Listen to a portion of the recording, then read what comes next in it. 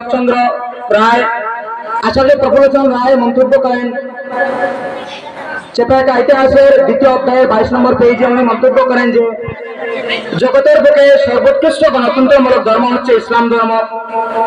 প্রশান্ত মহাসাগর হইতে আরম্ভ করে আটলান্টিক মহাসাগরের উপকূল পর্যন্ত সমস্ত মানব মণ্ডলীকে উদারনীতির এক সূত্রে আবদ্ধ করিয়া ইসলাম পার্থিব উন্নতির চরম উৎকর্ষ লাভ করিয়াছে।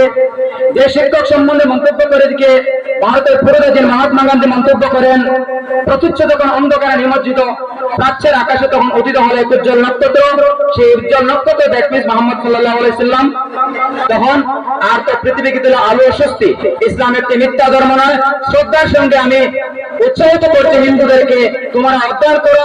আমি যেমন মোহাম্মদকে ভালোবাসি, আমি যেমন ইসলামকে ভালোবাসি, তোমরা নিশ্চয়ই ইসলামকে ভালোবাসবে, তোমরা মোহাম্মদকে ভালোবাসবে।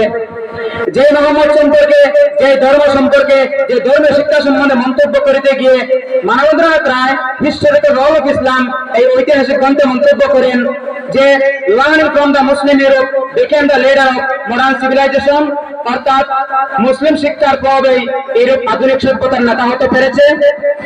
আশা করি আমি এই বিষয়ে যাচ্ছি না, ধর্মের বিষয়ে আমি একটি উক্তি দিচ্ছি।